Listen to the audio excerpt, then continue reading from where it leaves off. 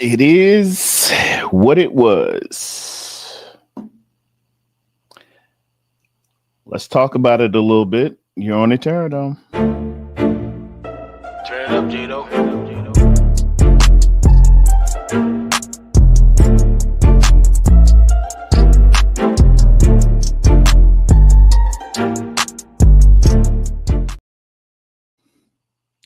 Good morning, everyone. It's 26 November 2024. I see about two of you logging on right now. It's a 10:09. I was originally scheduled for 10. Didn't see you guys in the chat much, so I just gave you time to get there. Hey, what can I say? That hasn't been said ad nauseum by people with 2020 vision. The San Francisco 49ers went up to the storied hallowed grounds of Lambeau Field on Sunday, 4 o'clock Central Time kickoff, and by 4:15, 4:20, we quickly realized we were unprepared, unfocused, unmotivated, outcoached, outperformed, outmanned, and outgunned. That was an excellent display of everything what not to do.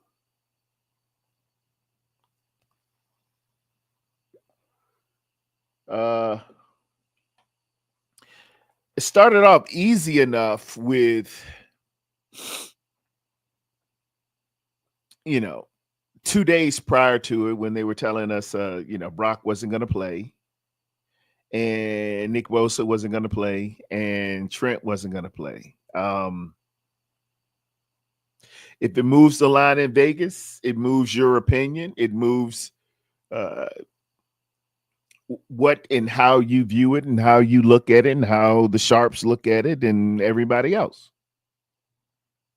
But 73 old school, what's going on? Morning to you, my brother. Yeah. But we kind of saw some things coming, yet and still Kyle chose to go some different routes. I'm always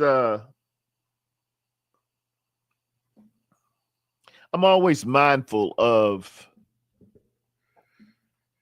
Cedric the Entertainer's bit in the original Kings of Comedy.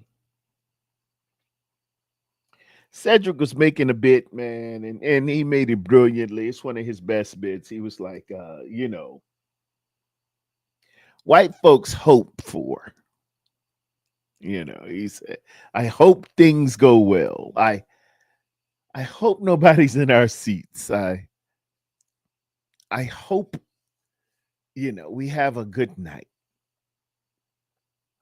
He said, but black folks operate on wish. I wish a mother would be in my seat tonight. I wish you would. I wish you would try. I wish this was it. And similar in that vein, I have been either hoping for or wishing for things for Kyle Shanahan, the organization,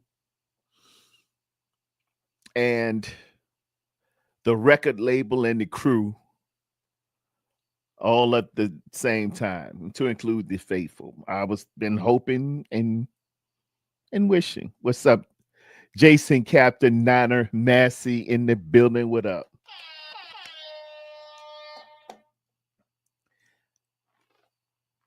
And I'm often finding myself hoping for and wishing for breakthroughs and some folks to figure it out and wishing that, Kyle would go ahead and go this route with it or go ahead and look at it this way or gather another perspective or see something that I know to have a truth, to have a principle, to have a law. But Kyle ain't gonna do that. Kyle ain't gonna do that. And I don't mean to pile on. I don't mean to engage those who say fire Kyle and he's always been wrong and he's no good and he's this and he's that. I really don't. But it's times that you just know as a football aficionado, as a steward of the game, as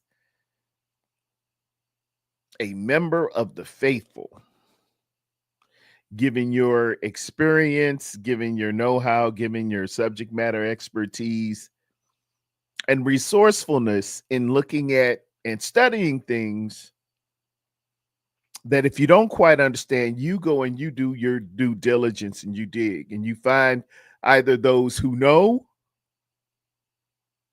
or you find who's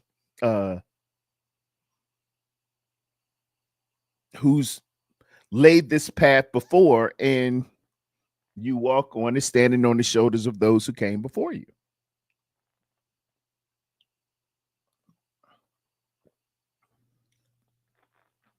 Kyle's engaged in and he's deeply entrenched into a hubris or a schnookiness, what I call a schnooky, it ain't my fault, that he's just simply not going to break out of. It's not happening. It can't happen. It won't happen. It won't happen. It won't happen here. Can't. And we can't just lay the blame totally on Kyle Shanahan. We can't do that. In shows past, I've had something called a blame pie, right?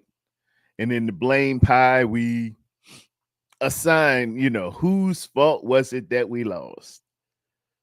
And we look at it and we break it up into percentages and things like that. But what I know about leadership, what I know about structure, it may not be your guilt, but it is indeed your responsibility for a great deal of the hiring, a great deal of the selection of players, addressing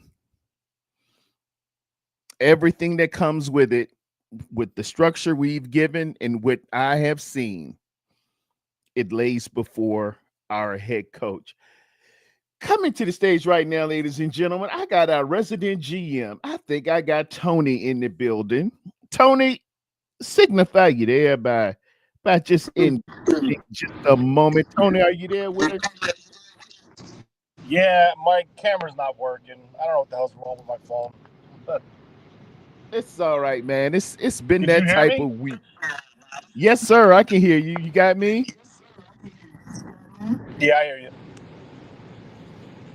Okay, I think we're on a little bit of a delay. It's cool. Tony, what do you feel, man? You go ahead and give me your spiel, unfiltered, unhinged. Just let me know what you got. Um, seems like there's trouble in paradise. That's what it is. I don't know. I mean, I know, but I'm not going to get into it now because I'm working, so I'm going to be like on and off. There's clearly these issues, and like I kind of blame some of these people in the media, like the content creators. Some of them 1 week it's Kyle, 1 week it's Brock, 1 week it's this, 1 week it's that. Look at the total picture. This team is just not playing good football right now. It's not Agreed. one individual person. It's everything. It's everything. It's everyone. Um, I just want to remind people, everyone's quick to drop the hammer on Kyle and get him out and fire him. I promise you this. I will put my pension on it that there's 28 teams right now, maybe 20, we'll say 25. The minute Kyle's name goes across that wire as being fired, he will be contacted by the end of the day and have interviews set up by the next morning to bring him in. And me personally, I remember the dark age, and I'm sure you do, with the Nolans, the Chip Kellys, the Tom Sulas, the Dennis Erickson, all those, that period where the Niners were just a laughingstock and they were just nothing. This team, there's something wrong with this team. I don't think it's a locker room issue. I don't think they're quitting on Kyle. I think there's a mental hurdle that this team cannot break. And I also think it comes down to the physicality issues of essentially this current roster, or majority of the roster, probably about 80% of this roster, has played an extra year of football from all the playoff games that they appeared in. So there's a lot to it. They're getting older. They're getting top heavy in contracts. Trades are starting to catch up to them that they missed on. There's a lot to this picture, but I promise you, I'm not saying Kyle Shanahan's the issue. He's part of it. But to sit here and say you're cutting bait with him and firing him, I think is ridiculous, in my opinion. I mean, this guy took this team from the bottom where they had, excuse my French, crap. I'm not going to say it because you're still under a certain time frame, I think. That they had nothing. This roster was a joke. This roster was collegiate level. And they built it into a powerhouse. But on the flip side of it is, yeah, they did make some good moves, but on the other side of it, they made a couple bad decisions that finally caught up to them. And now you're starting to see it. So that's just like, basically that's what I have. I don't see John Lynch and Kyle Shanahan being fired. I do see Jed York at the end of the year sitting them both down and giving them talks. And I think Kyle does need an offensive coordinator. I think Kyle does need a more experienced defensive coordinator. And, you know, everyone's quick to point the finger at Kyle for his decisions with his coaching staff. Well, let's flip the script and see how many coaches got plucked off his coaching staff to be head coaches in the NFL. So clearly his decision-making on his staff isn't as bad as what people are cutting it out to be. But, I mean, there comes a point in time where you just run out of the talent of your coaches because you're literally just grabbing to replace and trying to develop that next coach to take that next role. And let's not forget, Sorensen was responsible in 2023 for, you know, the turnover game of their defense on the defensive side of the ball. He would have weekly meetings with the secondary and the linebackers on how to create turnovers, and they were very successful in creating turnovers last year. So Shanahan gave him a shot, just like he gave D'Amico a shot, just like he gave Saleh a shot. And it just didn't work out in his favor this time. But you can't say, oh, it's Kyle Shanahan's fault because he doesn't want to do this. Well, it didn't work for him, but previous practice, it has. But going back to the offseason, I think the 49ers should have 100% taken a blank check and given it to a Steve Spagnuolo and say, you write what you want. We want you to run our defense. And I could see potentially something happening like that this offseason, maybe not Spagnuolo, but a more prominent defensive coordinator. And I think there's going to be a couple of them out there available. So All right. that's just something quick and sweet, but I just feel there will be changes on this roster. I think Jed York's going to sit down and say, listen, you know, I know you want all the pressure on your shoulders, but I think you need help on the offensive side of the ball. And I just feel Kyle has to put his ego aside a little bit right now. All right, because things aren't firing. Now, is it 100% him? No. It's a bunch of things that just aren't. All the stars are not aligned right now, and literally, and you know they're gonna have to make a change in their belief and their structure, their staff, and their roster this offseason. All right. All right, that's fair, and I'm glad you presented all of those wonderful arguments. You're a real level-headed cat, and that's why I'm crazy about you. Uh, you can talk me off the ledge a little bit, but I'll come back. I'll counter. I'll play Angels advocate and say, if Kyle needs a world-class defensive coordinator and an OC, wouldn't a new coach, say Bruce Arians, say Vrabel, say Belichick, need the same thing? I mean, yeah, if you're bringing in a new head coach, they're going to bring their people in, right? They're going to bring their philosophy in. They're going to bring people that want to run their beliefs, design a scheme that fits their beliefs. I'm not saying that Kyle's going to relinquish full play calling. I'm just saying Kyle needs a second set of eyes to help him on things that he might miss. Perfect example, right? The back-to-back 12-man on the field calls. Kyle was too focused on yelling at the refs because they clearly blew that call. And then they screwed up again because he wasn't allowed to sit there and evaluate the field and just look at the field, make sure there's 11 guys on the field. Just give me 1 second. I got to run into the warehouse 1 second. I'm just going to put you on mute. Go ahead. Go ahead.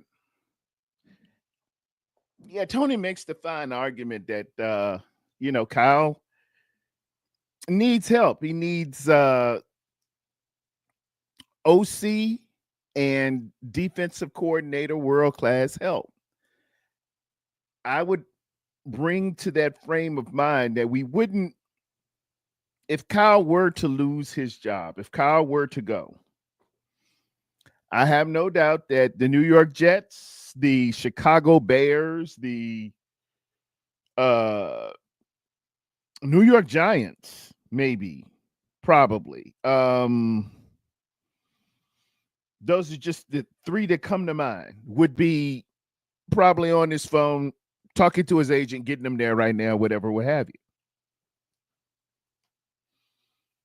What is wrong with the San Francisco 49ers going after a coach who's been there and done that at championship levels? Not going after a Tom Sula, because immediately I think our hearts and our minds go to the days of way back when it was just terrible, and we'll go, if we fire a coach, we'll go back and we'll get the worst possible replacement. We'll make Kucerik the head coach. That's not quite what I'm saying. Sometimes let's look at it as martial arts. Sometimes your sensei can take you only to your black belt. I found out something in reference to a black belt. In order to get those degrees of black belts,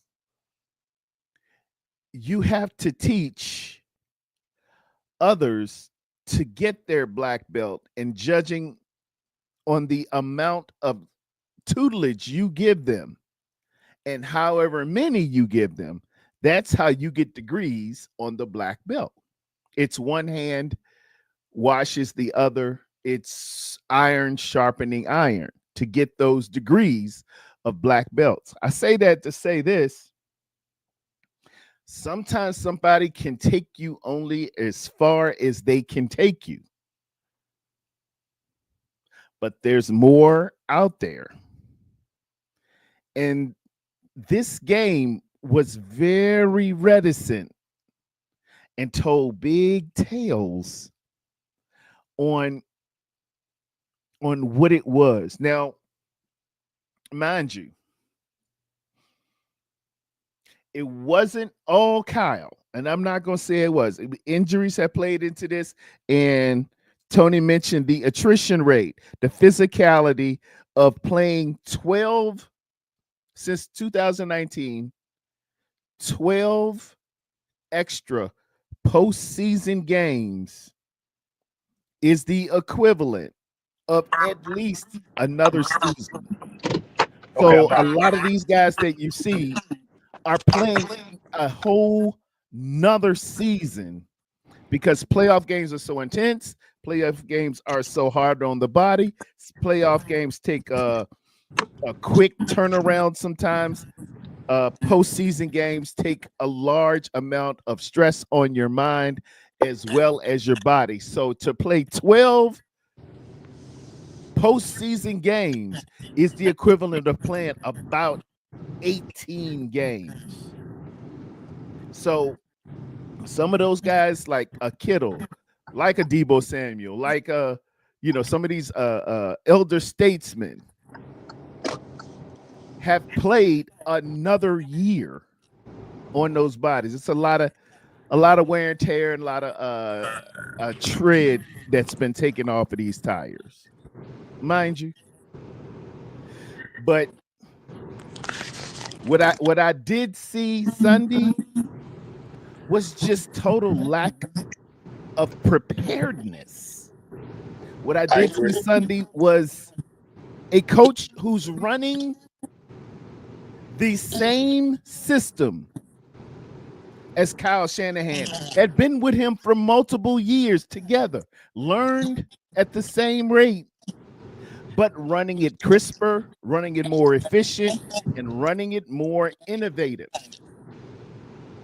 That's what I saw. That's what I saw in the scouting of this team. Because y'all know Terradome. I look at the team we're about to play, look back at their subsequent games, look and see for tendencies and everything. And I was seeing we used to run that play. We used to run it like that. T, We can you used hear to me? run it with the quickness. We used to bang it inside. We used to change off on our main running back and a Mostert and our main running back and a Breida and our main running back. We didn't even know who the main running back was. He was leading the league in rushing, and we didn't have a fantasy back. That's what a Green Bay Packer fan told me one time. He said, y'all aren't as good as Baltimore because y'all don't have a good fantasy football running back. And I said, you know why? Because we don't feature one back. We run it by committee. We're leading the league in rushing, but we don't, isolate it to one dude. You think it's about fantasy football and a dude. We look at it as a team concept, and there's room for Breida. There's room for Mostert. There's room for, I forgot who else, who was the other one. Y'all can help me out in the chat. But we would trade it off. Kyle's trying to make All-Americans, or Kyle, not All-Americans, college. Kyle's trying to make all pros and defensive players of the year and offensive players of the year and throw the whole thing on CMC. When we have the fourth best rusher in the National Football League sitting on the bench and he don't get carries until the end of the game. Kyle would rather start a quarterback with a broken finger on his throwing hand than to use the coaching collateral of putting the Pastronaut in there and giving them a whole nother look at how they need to defend.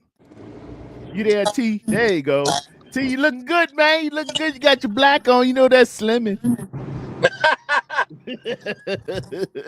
Yeah, I mean, am I a little better now with the connection? Oh yeah, you sound good. We can see you, man. Just go ahead and have at it. I was just throwing in my 2 cents about we got our coach T. We got our coach. Oh, It was like 100%. it was like 100%. it was like somebody. You ever seen the movie when they take your gun and can use it better than you can? Yeah. Yeah, I've seen That's that. what LaFleur did. That's the Shanahan offense. He took his pistol, twirled it around, shot 4 cans, threw up a plate, and shot that thing too. Turned it back around and put it back in his holster. That's what I'm saying. No, I listen. Make a valid point, bro. You're 100% there. 100%. They got. They listen. They just. It was a night. It was a bad game. They just got the shit beat out of them. Physically, X and O's, schematics, everything. They just got beat. And I put in the Nothing But Niners group chat that this could be the game where the white flag comes out and everyone just quits. It didn't happen. The players did not quit. I'm gonna say that. But I I I talked to one of my buddies at work. He's a diehard Packer fan, and I told him, I said, bro, you're gonna stomp the shit out of this team this week because you can run the ball and we can't stop it. He's like, you think so? He goes like, Jacobs is banged up and all that stuff. I said, I'm telling you. He's like, nah. He goes, you guys are too good. I was like, I promise you. So it happened, obviously, and my thing is this. I also said to him the next day when he was like, put a smirk on his face, which it's cool because I put a lot of smirks on my face when we stopped them. But Kyle Shanahan, honestly, in my opinion, I'm not saying I'm hearing anything because I don't do that. It's just a gut feeling. Kyle Shanahan is fried. He is legit 100% fried. And I'm not Yeah. saying this is what I want or what I'm hearing again, but it would not shock me if he just took a year off. That's how screwed up I think he is. He might be. He might. You know what it reminds me of too, Tony? I remember Dick Vermeil. Way back, Dick Vermeil. A lot of you young guys, y'all gonna have to go with me back down memory lane. But Dick Vermeil used to coach the Philadelphia Eagles, and he took them to a Super Bowl, and they lost against the then Oakland Raiders. I think they were Oakland then. And Dick V just burnt out, man. He burned out. He burned out for 5 or 10 years and didn't surface again until St. Louis with the greatest show on turf. That did happen. Dick Vermeil was a wonderful, wonderful coach and a player's coach. And you know how Dick Vermeil do cry. But Kyle is showing a little bit of that. His hair is looking more like Sorensen. He's he's getting scraggly and he was really beside himself. I've seen him arguing with refs. That's the first time I seen him giving the refs an earful. I've been wanting that for years, but it's getting out of Kyle's register. And Like, you have a even to the valid point. point, I will say I'll ring the bell on that. You do have a valid point. even to the point where I caught him several times in this game, like looking at his play sheet, flipping it back, and kind of like just what body language, like, what the fuck is gonna work? What can I call? Like that's what I saw in him a couple times in this game. Like he just didn't look like when Kyle's in his zone, he starts that pace up and down the sideline, like looking back like this, like with his call sheet. He's never this season. This team has never got into a rhythm offensively. No. Never. No. Now, why? Why is that? I don't know. But I think the number one issue started this offseason with the whole situation with Brandon Ayuk. That started the problem with the contract. All right. It became a distraction. He's walking around the freaking field, pulling his pants down because he got caught with the wrong color shorts on, becoming a distraction when he finally signed his deal, right? Yeah. No rapport, no work with Brock Purdy. Finally signs his deal, blows his ACL out. Right? This year's done. Yeah. Half the ACL, next MCL, and meniscus. Yeah, he had a big injury. It's not a clean ACL tear where it's 1, 2, 3, bang, bang, bang. They had to go in there and actually repair Oh multiple yeah. things. So now the question becomes this. We just paid him, right? And we don't know what he's going to be next year because of the damage that he did in his knee. So now you're stuck with him. Now you're stuck with him financially. Okay? That's issue number one. Christian McCaffrey, issue number two. Okay? And Christian McCaffrey's an animal. Works hard, 100%. Same with Ayuk, but he just took it to another level. And it became a major turnoff from me. But Christian McCaffrey wanted more guaranteed money. The Niners give it to him. Then all of a sudden, he can't practice. Sat out all the training camp. No work not work ethic. Sorry, no work time, no reps with the starting offense. All that stuff that they put new installs in for him. He misses the whole preseason, missed the first couple games of the year. Now he goes to Germany. Why did he go to Germany? Did he hear something that he didn't want to hear in the States and was willing to go against it because he didn't want to miss time because he wants to play because he's a competitor? We don't know.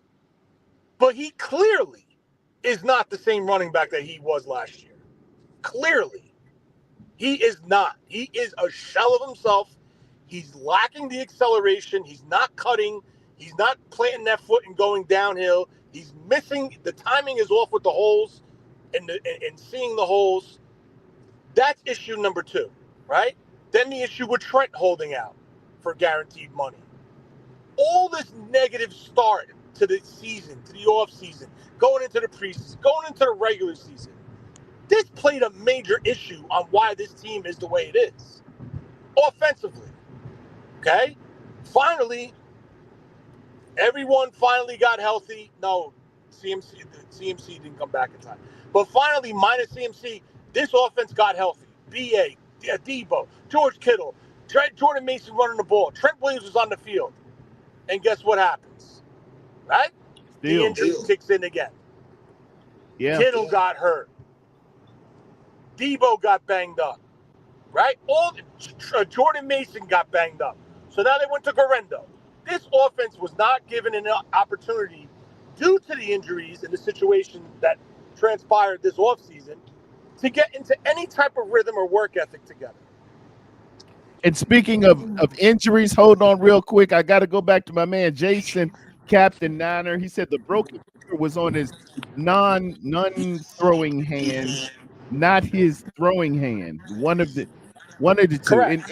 In any event, the finger was broken, and we went with starting Allen versus. I think it would have gave us a very good, advantageous thing to throw the Pasternaut in on these Packers. I've seen the Pasternaut get us, as well as the Cowboys, as well as a few other people, because you didn't prepare quite for that. I think it would have been a strategic blow to the Green Bay Packers to have some RPOs coming downhill on them the way they hadn't seen before and hadn't prepared before for a week. They didn't. I promise you, they wouldn't have been. They would have had to regroup at halftime at least to say, hold on, we gotta let's look back at the game plan a little bit. How do we play Kyler Murray? How do we play somebody else? We're a little discombobulated. As a defensive-minded man, I promise you, if you came out there 100%. with a little something different on me than Brock Purdy light or what did I say? Jeff Garcia light, I would have had to renegotiate my whole stuff. I would have, man, you have no idea of how brilliant it can be to not be prepared for a quarterback throwing that different dynamic at you. That's all I'm saying. No, you're 100% right. You're 100% right. And my thing is this, right? You're going into a game. You're clearly banged up and decimated with injuries, right? Why wouldn't he throw the curveball to them? Why? Why wouldn't you do that? Right? You know what Allen is. You know what he is. He's a pocket quarterback that's going to stand in the pocket and distribute the ball accordingly. Correct? Yes, sir. Now, if I'm a defensive coordinator, who, by the way, Jeff Hafley, who was previously on this staff under Kyle Shanahan, I'm sending the house knowing that, hey, listen, this guy ain't moving. He's no threat. Stick your lanes, stick your keys in your rush lanes, and go. And just get him. And it worked. Yeah. Some plays it didn't, and some plays he was able to make a couple good throws. And the offense looked like it was starting to get into a rhythm. All right? That's that. That's my thought on that. And just one more thing back to the other situation that we were talking to. I'm sick and tired of these people, okay? I'm sick and tired of it. The continuation and the disrespect of Brock Purdy. This kid carried this team as a 7th-round pick to the playoffs. Hold on. Let me hit the organs for you. Hold on. Go ahead. Everybody has forgot what this kid has done for this team. It's amazing. I want you to tell me, if any good football person could sit here and tell me different. You tell me what the issue is between Brock Purdy of this year and Brock Purdy of last year. I know the answer. And if you can't see it, there's something wrong with you. Not you. I'm not talking about you, Terradon. But if you watch this team last year and this year, guess what? None of the weapons are the same. These guys that are playing are not getting separation. They're not. And everyone keeps saying, well, why is Brock Purdy running the ball this year more? Well, why is Brock Purdy holding the ball? When he hits his hitch step and he's supposed to unload it in let's not forget, a timing and rhythm offense. That it got to be there. It got to be there. And this kid processes faster than anybody. That is his superpower. If Brock is not seeing it when he hits at the back foot, it's something wrong with you. It's something wrong with my receivers. This kid don't miss. Now, I'm not putting Brock Purdy on the Patrick Mahomes level, the Josh Allen level. He's not that quarterback. He's not. No. He is a quarterback that fits this offense perfect, right? He's good at what he does. He identifies the routes. He identifies the concepts. He sees where the holes in the offense, the defense are going to be respectively. And with the design and the play call, he knows where to go with the ball. But the problem is, if the receiver isn't running that route to precise break point, and we all know Brock Purdy is the best anticipatory throwing quarterback in this league, one of the best in this league. He can't throw it like that. That takes the offense totally out of rhythm. Wrong. And people should be saying. I noticed that back with the Ronnie Bell. It was a Ronnie Bell throw. I think it was against the Chiefs. And he came back and said, it was on me. I should have threw this. I should have threw that. And Kyle said, yeah, Brock made the wrong. You can't tell me that Ronnie Bell didn't mess that damn route up. That thing's supposed to go to the corner. It wasn't supposed to go do a comeback. And Brock airmailed it, and he took it all on himself. And I like that about him. He just went on and said, yeah, that's me. But I've seen Ronnie Bell mess up a whole bunch more times than I've just seen Brock Purdy mess up. And that looked like a Ronnie Bell issue. Yeah, but, I mean, back to the point of Purdy, right? Yeah. I'm not saying Purdy's perfect. I'm not saying he's the best quarterback in the NFL and he's the best quarterback to ever don the SF on that 49er helmet. He's not. Not yet, at least. And he leads by example. And by him holding the ball for the extra second and waiting for that lane to open so he can take off and put that offense on his back and make a play to get positive yardage and potentially score or convert a first down, that says a lot to me. But just because his stats are down and his interceptions are down, it doesn't mean like he has some bad games. He does where he puts the ball in danger. But no one's look at the dime he threw to Kittle versus what was that, Seattle? Man. Like you got the pros that one can't again, even the make one that in throw. Dallas, the one in Dallas. Man, you know something? Tony, go ahead and talk. I'm gonna cue something up real good. Go ahead. But like again, me I'm not sipping the Brock Kool-Aid. I'm not trying to make something out of nothing. I'm just telling you what I see. And Brock Purdy is a good quarterback for this offense. But the problem is, if he's without Brandon Ayuk, if he's without a banged up George Kittle, if he's without a Trent Williams, if he doesn't have CMC as the threat out of the backfield, if he doesn't have a healthy, fully better than no one's ever watched more Sunday Night Football on Week 8 than this Sunday Night Football game. So it's just all right. I was gonna cue something up for you real quick. Hold on 1 second. Let me put this down with Larry Krueger and was it Damon Blue? Because I think we lost sight of something, and nobody picked it up except I thought it was pretty special when I was watching it, but everybody else just said, "Oh, it's the Cowboys. He's garbage. That's a garbage team." But check this clip out for me real quick. I'm just gonna go Niners and Cowboys are can't do better than no one's ever watched more Sunday Night Football on Week 8 than this Sunday Night Football game. So it just speaks to how big the Niners and Cowboys are. I saw this from Dave Lombardi talking about how good of a third quarter Brock Purdy had in that game. And I think that the fourth quarter was so stressful due to how much Dallas climbed back into that game that a lot of people glossed over how good Brock was there for a little bit. Listen to some of these numbers that Brock put up in the third quarter. The Niners outscored Dallas 21-0 in that third quarter.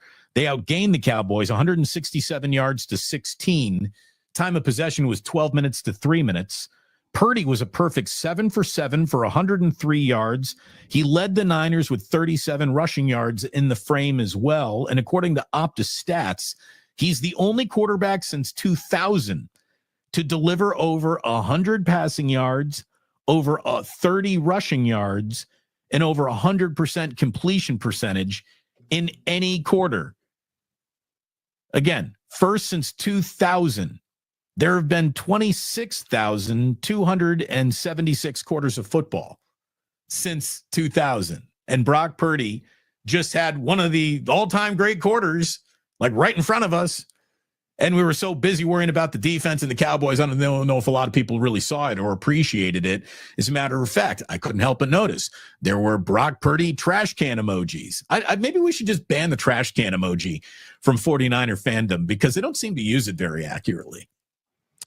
Well, there's just a lot of people that are just waiting, waiting for Brock to fail so they can be like, see, I told you. It's really sad, too. There's some people who are like, I predicted he was going to be great, but then they spend the rest of, their time throwing out stats that tell you that he's not good. He's a very good NFL quarterback. Is he the best? No. But he's closer to the best than he is to the worst. That's for sure. My point exactly. My point exactly. And they moved right past it. Nobody noticed that third quarter against the Dallas Cowboys was the best quarter since 2001. There have been 26,276 quarters of football played since 2000, and this guy gave you the best. Sorry, don't give me 1 second. I just got to run into the warehouse real quick. Go ahead, bro. Go ahead. I got you. It just goes to show it's not me trying to push an agenda. Guys, I was here with the great Joe Montana, man. I know I'm looking young out here. I put a little baby oil on my eyes every now and again, or whatever. No Diddy. But man, I've been doing this a long time, man. I go all the way back to the Super Steelers, man. And I'm telling you, this kid, nimble of foot, thinking, delivering his vision, his decisions, and his precision is really, really good, and he's nimble. He's really, really good in what we need for a Kyle Shanahan system.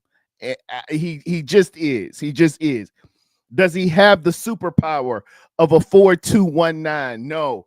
Is he as big as Justin Herbert, who has a huge arm but overthrew 3 touchdowns yesterday? No. Is he Josh Allen, who can run over linebackers because he's so big? No. Guys, stop being surface. Stop being surface. And understand and take on and witness and appreciate what you got. Appreciate what you got. I'm telling you, that's this team reminds. I want y'all to go back and look at the 2003 and 2004 San Diego Chargers. They had a coach named Marty Schottenheimer. They had a young, undersized quarterback who had a shoulder injury. And Marty Schottenheimer, they said, could never win the big one. He always loses in the biggest games, but he would lose to great ones like John Elway, like mainly John Elway. John Elway just owned Marty Schottenheimer in the 80s. But they let this kid go. This kid out of Purdue, Power 5 conference, really, really accurate, had leadership skills, short, but man, he could be accurate, he could think, and he could lead. And New Orleans picks him up. Now, first the Dolphins, Nick Saban wanted this kid. Nick Saban wanted this guy with the shoulder injuries. The doctors said, no, Miami, you can't have this guy. No, he can't pass the physical. Nick Saban said, I don't care what these doctors say. I want this guy. I know what I'm looking at. It's him. And they told him no. And then Nick Saban was out of here. He goes to LSU, wins titles. He goes to Alabama, wins title. The kid goes to New Orleans. And that kid's Drew Brees. That's what I keep seeing with Brock. He's very Drew Brees-esque. Drew Brees ain't gonna blow you away. I get everybody who I had Twin Empire. I had a couple guys on. My cousin Ellison, Rod, Drew Brees and Tom Brady ain't him to them. He don't possess these enormous superpowers, but Drew Brees got that title, man. He do. You there, Tony? Or you still out? Tony's still out. He out there. He working, trying to squeeze me in, man. Hey, y'all shout out to great Tony. Resident GM Tony. I ain't gonna be before y'all long, man. I had prepared some film for us to look at a little bit, but y'all done seen it ad nauseum. It's no need to break down the 20 missed tackles. It's no need to break down the plethora of pre-snap penalties, the missed assignments up front. It's no need to break down the lack of focus, the finger splint on our QBs throwing or non-throwing hand. No need to break down the pregame decision to go with the flow, almost set it up a little bit for make it easy for Green Bay. You got to make it hard for that first game. And I get you, man. The Jimmy G simps are still around. Hey, that's Jimmy G. Jimmy G was a punk, man. I'm telling you, Jimmy G was a punk. And I'm being nice. I would use a lot more colorful language in my previous life. I will tell y'all exactly what Jimmy G is. but I'm gonna clean it up. Glory to God. But when I see, I promise y'all to a man, I give you everything I have. When I went up to Green Bay and Jimmy G threw that daggone pick in the red zone before the half, when his little smiling ass came off of that field, I was in row 7, seat 11. I promise you. Go find everybody who was there. It was right under those goalposts when we won that final game, when we won that final kick. You let them tell you what one Hugh Terra said to Jimmy G coming off there, and I know he heard me, and I know them coaches was right beside him on the field. He came off early before everybody, you know. Wayne Breezy said, man, somebody must have said something to him at halftime. I promise you, I gave that everything y'all ever wanted to give a man. Well deserved.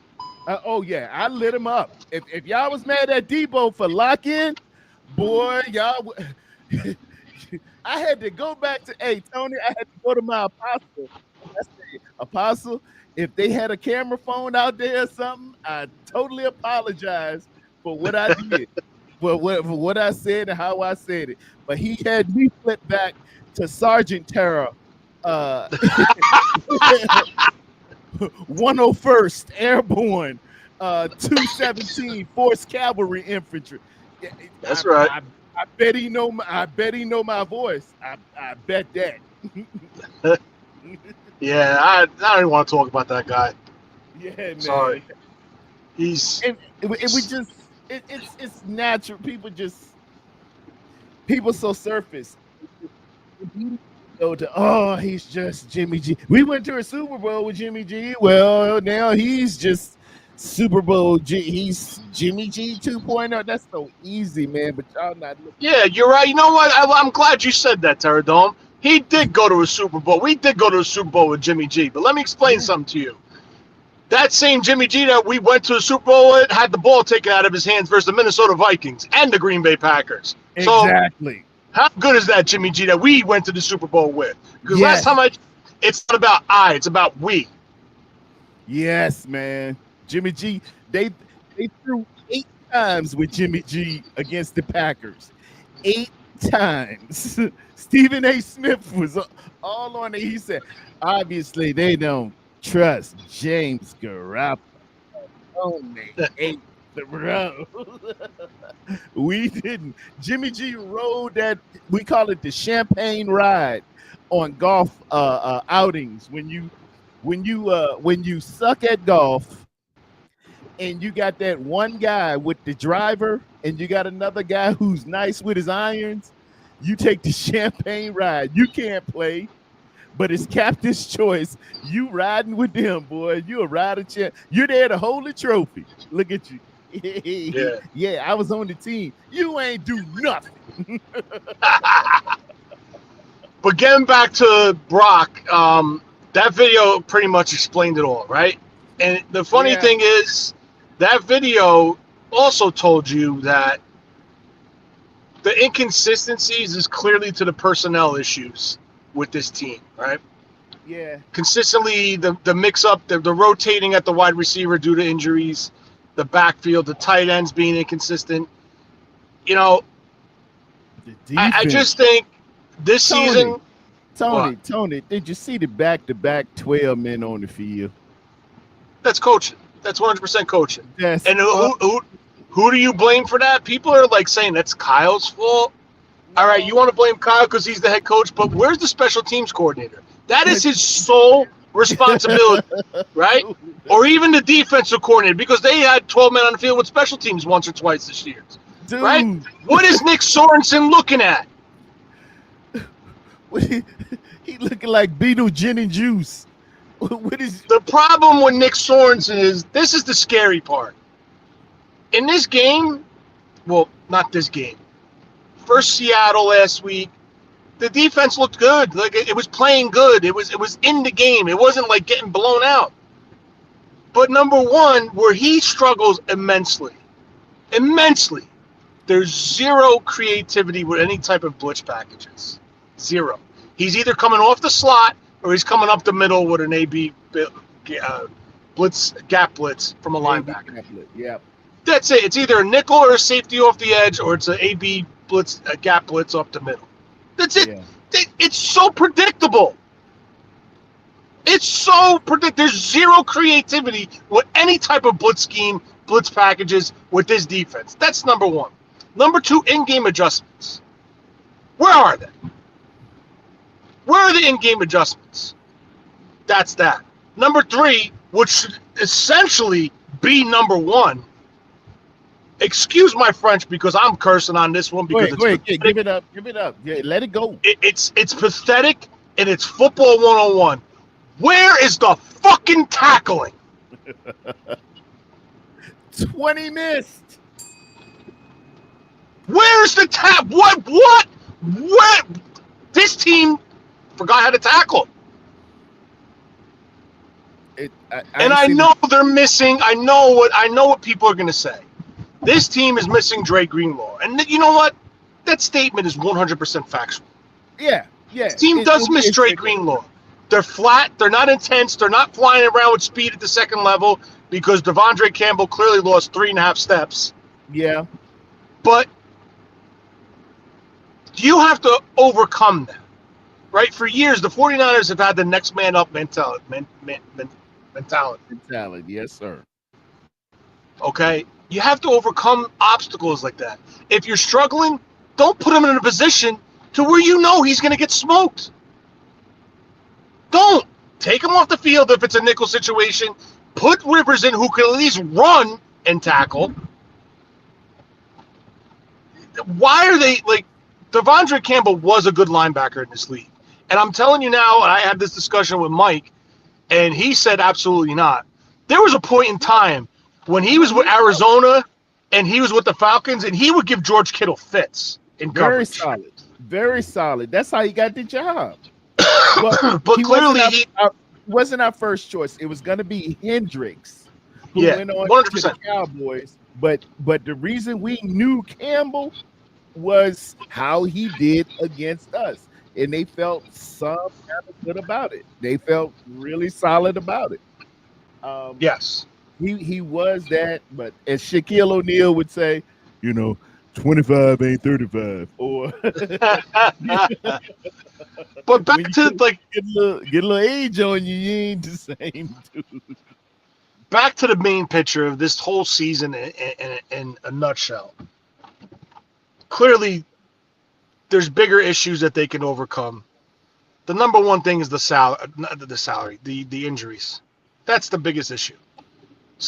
Injuries are the biggest thing, and they're happening to guys. I keep saying salaries. They're happening to guys that are making big salaries, right? Big money, yeah. So they're in a tough position. They're guys that are being paid because of their good and what they've done in the past, but now their bodies are. It's catching up to their bodies because of all the extra games that they had to play over the last 4 years, right? Yeah. And my number one thing now, we're going to talk front office wise. Draft wise, I think they hit this draft out of the park. I think this draft could have been the best draft. I can't disagree. Top to bottom, this was their best draft. I wanted it to be a little bit more trench heavier, but they had the opportunity. Yeah, Terradome, they had the opportunity to make it trench heavier, but they let go at Kingston at the cutdown, which I disagreed with because that kid was playing lights out as not lights out, but he was playing really well as a right tackle for this team in the preseason, and then they moved him inside the guard and was playing solid. He was playing solid both inside and outside. But they chose to move on from him. They played that game, and it blew up in their face because he was claimed. He was the first person that had multiple claims on this roster at the cutdown. He had 3 teams try to put a claim in for him. And it went to Carolina because they had the first pick. Yeah. So this could have been a draft where 1 through 7 rounds, whoever was drafted made the roster. Yes. Right? Now look at the issue. That's like look at the issue right now. You have Feliciano, who's just kept on the IR because he's out for the year. Aaron Banks has a concussion. Cooney went in for an MRI, whether it was on his knee or his shoulder, I don't know which one. But now you have a situation where now the depth is really going to get tested, right? Yep. That piece isn't there no more. So I would have loved to seen Zakel get an opportunity. Give Burford an opportunity. Give this kid Kingston an opportunity to come in and contribute, right? I honestly feel the future at the center position is already on this team. And that's the kid that they signed from Michigan as an undrafted free agent. He's not the biggest. He's not the most athletic, but he's like a fire hydrant type, Jason Kelsey type built center. And that's what you need. Low leverage. You're not going to get blown off the ball. Yep. With a little bit of gut. Big arms and a little bit of gut. That's what I like to see. And now I'm not, by all means, I'm not saying he's penciled in as a day one starter next year. I'm not saying that. But he's going to be a piece that's going to get an opportunity to compete, because I'm telling you right now, listening to the Larry Krugers and all these guys that go to the open practices, there's been a lot of positive feedback from him about him. Yeah. I can't forget his fucking name. Oh, God, no. Practice squad guy? Yeah, he's the center from Michigan they signed. Oh, God. As soon as you say it, it's going to be like, yeah, that guy. Fuck. Nugent. Drake Nugent. Drake Nugent. Yep. From born February 9th. That's awesome. 2001. I'm born February 10th. Denver, Colorado. 6'1", 298. Drake Nugent. Yes, sir. Now here's the thing. Here's the thing that a lot of people don't understand or don't know about him. He was a captain of the Stanford football team and played center. Okay, he transferred to go to Michigan. He went into the portal, went to Michigan for, I guess, a better, more bigger opportunity. Stanford football is high IQ guys, very knowledgeable, very smart guys. He was a leader of that team. And then he transferred to Michigan. So it shows you the X and O wise, he's there mentally. He has the ability to pick up an offense and make the calls. Then he went to Michigan, and he actually was, I think, one of the top-rated centers. Yeah. Like, I don't know if it's the Mackey Award. They give that award out. He won it 1 year at Michigan, I believe. Stanford don't take no dummies. So IQ-wise, he has that part of it. So it should be an easy, mental aspects, pick-up ability and learning and adjusting that part once he picks up the offense. But to sum it up, it's just a down year. If people want to say that it's a Super Bowl hangover, you could say it, fine, I understand that. But I think the number one thing with this team, it's a mental hurdle that they have to break. They have to break. They have to get at Kansas City's in their heads. Definitely. It's plain and simple. Definitely. They have to break that mental hurdle. They break that mental hurdle and they start, obviously not this year. I don't want them to make the playoffs this year. I want them just to compete. Don't wave the white flag, but continue to compete. You win a couple games, you win it. But this is an opportunity to get it. It's still a very solid draft pick without having to trade up to get into a certain range to get a nice foundational piece. You know what I'm saying? I like there's a kid at University of Alabama right now. He's coming from University of Washington. Plays center and guard. Everybody get a chance to look at Parker Brailsford. University of Miami. Check him out. University of Alabama. Check him out. He used to be at Michigan. Check his highlights out. The highlights just show me your capability. I see he was serving up more pancakes than IHOP. and he's got nasty blocks to the echoes of the whistle, and he's pretty bright. He'll jump in the guard. He can pull. He's a center. Anything is better right now than Jake Brendel. I checked the PFF run grade for centers. All right, Jake Brendel's gone next year. I thought it was a misprint. It's 32 teams in the National Football League. There are 39 listed on that front page of PFF, and Jake Brendel is 39 of 32 teams. I'm just saying, y'all. Jake Brendel's gone next year. There's no way in hell he should be on this roster next year. I'm sorry. That was the number one way you make that. That was assured. People were saying, will Brock make a regression this year? I said the number one way you can make sure Brock steps forward is get him good protection. Just protect him. I don't care if everybody's saying, "Oh, he just got that good offensive line." Yeah, I want them to say that. He's just protected by the best offensive line in the business. Yes. Yeah. Hate on him all you want. Protect your court, protect your assets, and have those guys open big holes. Pause. Life gets real easy for you. I'm promising you. I think the Niners' number one objective this year is to rebuild their trenches. That's going to be their number one objective. I think they should sorely focus on an offensive tackle that could play either right or left. Get him on the field and compete for the right spot with McKivitz, and then slide McKivitz into right guard because I think he'll be a better right guard than he is a right tackle. Okay, and then let McKivitz and Burford compete for the right guard spot. Flip Pooney, because I don't think they're going to get into a bidding war to keep Banks, to the left guard spot where he naturally played as a left guard. Make the Pro Bowl. Pooney's going to make the Pro Bowl this year. I think you're right. He is right in line. He is the third best center, or the third best interior lineman in the draft. I mean, in the NFL right now by PFF standards and by the eye test, the guys got. I mean, if it weren't for Pooney, man, I'm telling you, Brendel they'd be in trouble. Would look really ugly.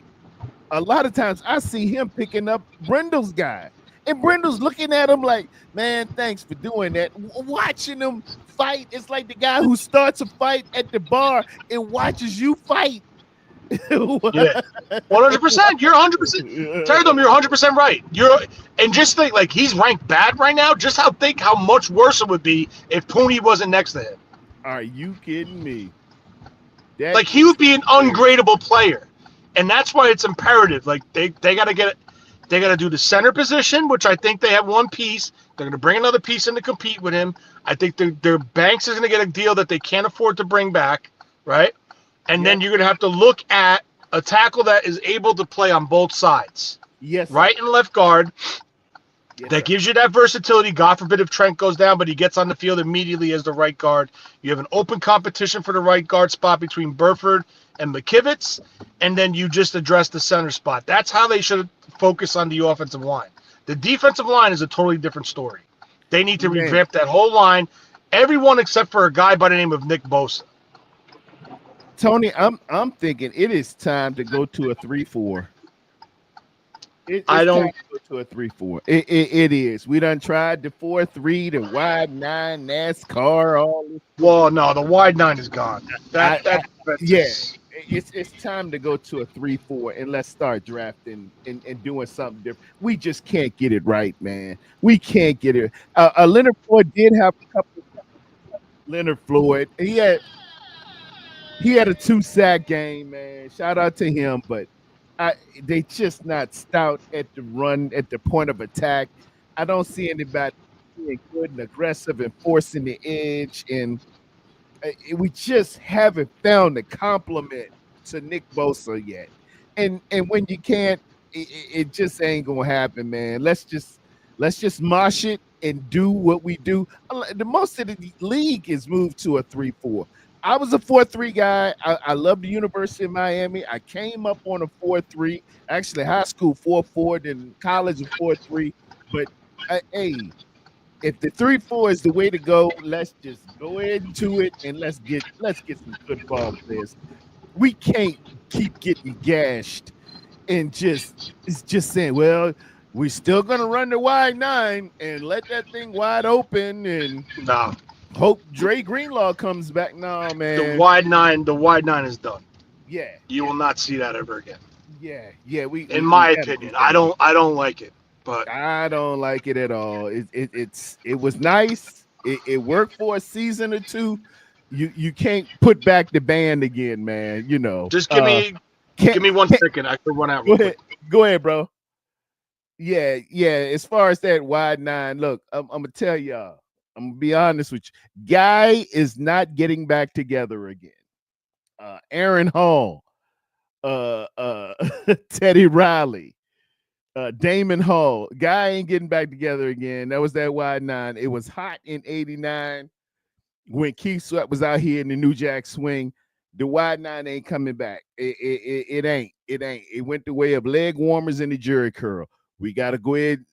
Let's just go ahead and step it up, get on out of it, and get somebody in here who can do the 3-4. Shout out to Violet in the mix. Hey, Miss Violet, wonderful to see you this morning. We're venting because we got our feelings hurt in Green Bay. Niners lifer. Sorensen is a rookie DC. Unless he improves significantly, defense will be an issue, in my opinion. Boy, it ain't an issue. It ain't gonna be an issue. It's you. Sorensen is you. Man, somewhere Steve Wilkes is like sitting on a porch smoking a cigar in Asheville, North Carolina. That's where he's from, not too far from here. And he's saying, y'all fired me after the Super Bowl. How y'all looking now? so Steve Wilkes is looking at Sorensen, man. And Sorensen might be a great guy. He's in over his skis, man. He's over his head. He is. This ain't for him, man. When I see 12 men on the field, back to back, coming, you get the penalty.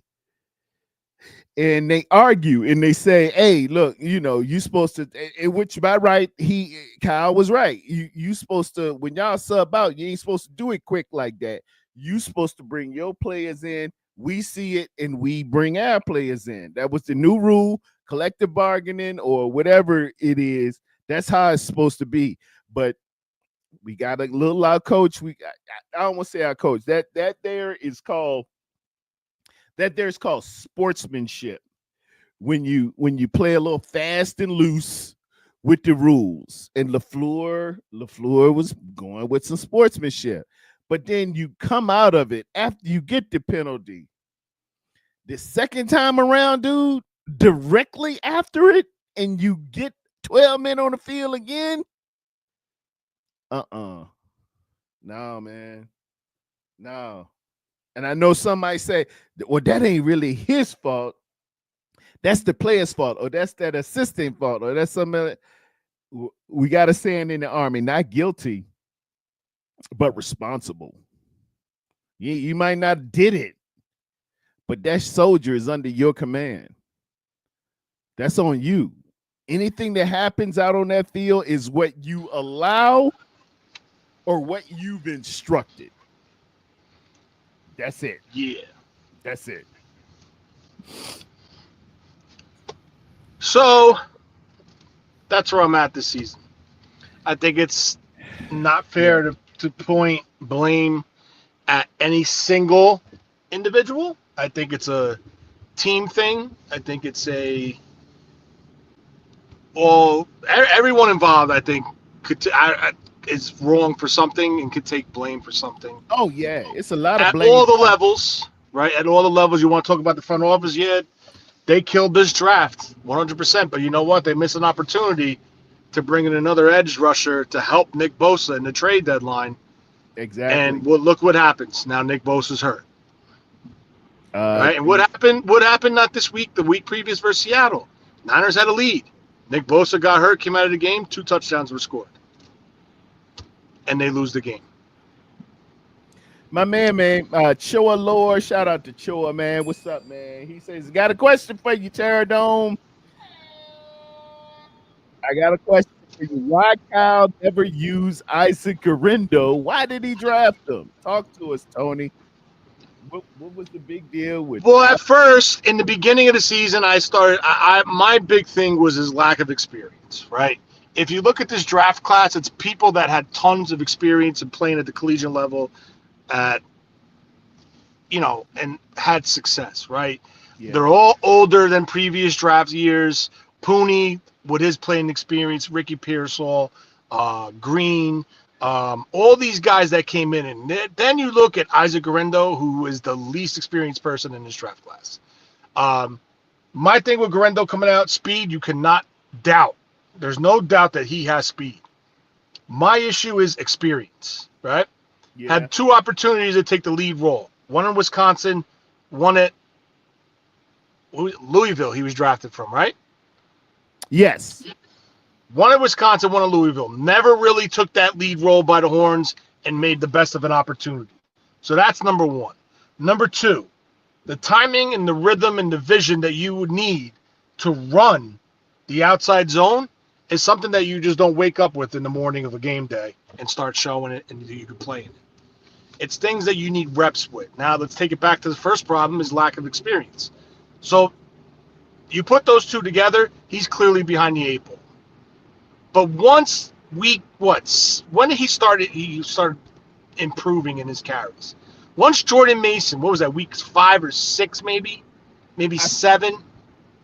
Yeah. Where Mason got banged up. You saw that ability. You saw him develop the ability to hit that one-cut downhill explosion. You saw it. Now, is it something that Kyle's, okay, well, I saw it now, I'm going to push him more? No, he's got to continuously show it. Obviously, it's got to be in practice. But my things with him is, number 1, ball security, because he did fumble a kick return. Number 2, I think the biggest issue that's keeping him off the field in a situation where he could be a real contributor because he was a former receiver. Don't forget that. Yeah. Is on a 3rd down situation. But if you can't pass protect, you're not going to get on the field in Kyle Shanahan's offense. This is true. So that's the problem with Garendo. That's the problem with Garendo. It's nothing like, he's not a doghouse thing. He's just got to show it. And obviously he's got to show it more in practice to be able to get on the field in the game, to show it in a game situation or a game setting. But that's the issue there. I think he's going to have more of a prominent role in 2025. But getting back to the rest of this season, I think the Niners need to go in full evaluation mode and see what they have beyond their top-notch starters. I'm not saying wave the white flag and put everybody in injury reserve.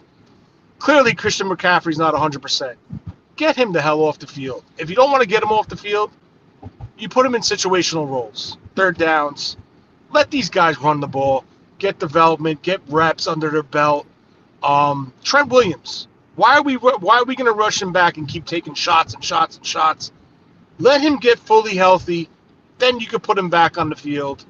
I want to see what Jalen Moore has, because I got to be honest with you. I saw a tweet last night. Jalen Moore really ranked scored very high in this game. I think he was at like 81%. They had a scoring for him, whether it was PFF, I don't know what damn site it was, but they seemed to have a good score. And I didn't go back and watch the game yet because I don't think I have the nerve to go back and watch that game, but I probably will. I want to watch him because is he someone that should be given an opportunity to develop more? Is he somebody that could be a potential piece down the road, right? So evaluate what you have right now in-house. And listen, if you win and you make a push to the playoffs, you ride the coattails. I'm not saying quit. I'm not saying wave the white flag. The season, more than likely, percentage-wise, is over. They're probably not going to make the playoffs. But, see what you got, still compete, and both sides of the ball, right? I think I got Jalen Moore at an offensive grade of 72.3, pass block 72.2, and run block 78.2, and overall at a 72.3. In line 12 snaps, O line 63. That's okay. That's okay. Yeah. That's So, that's decent. like, clearly, there's players on this current roster that are not going to be here next year. I don't think Rock Ya-Sins, the Yedams is going to be here. All these guys that they're signing last-minute one-year deals, they're not going to be a part of this team going forward. I No. think potentially there's going to be decisions that are going to have to be made. They are going to have to be made on some big pieces on this team. I don't think Christian McCaffrey. I don't know. I don't know. But this roster that you see in 2024 is not going to be the roster that you're going to see in 2025. Oh no. And, Bill Walsh's best thing, he had the ability to know when it was time. He knew it was time. Yeah. To move on before the downset. A year early descent. versus a year late. He when you could get some value out of him. Yeah. Bill knew. Unfortunately, like, I like Debo, but Debo has to wake up. I don't know what his issue is. Something's got to click, because he's still one of the most dangerous players with the ball in his hand in this league. And he flashed with that 87-yard return, but unfortunately it was brought back because of a Salbert hold. That was a little ticky-tacky. Yeah, I think that was I'll tell you straight up, that was a horrible call. Yeah. It was a horrible call. Yeah, the guy gave a little LeBron on that thing and did the Aunt Esther high glory and fellowing out, but they got him. They got him. I mean, listen, the core is here. They just got to be frugal. They got it. I don't think Javon Hargrave is going to be back. Trent is still up in the air year to year if he's going to retire or not. So, I mean, I'm going to be honest with you, and Mike and I have gone back and forth on this, like arguing numerous times. He was against paying George Kittle. My personal opinion, George Kittle has turned out to be the most important piece of this offense. He is the glue holding this car together, like from the Brady Bunch.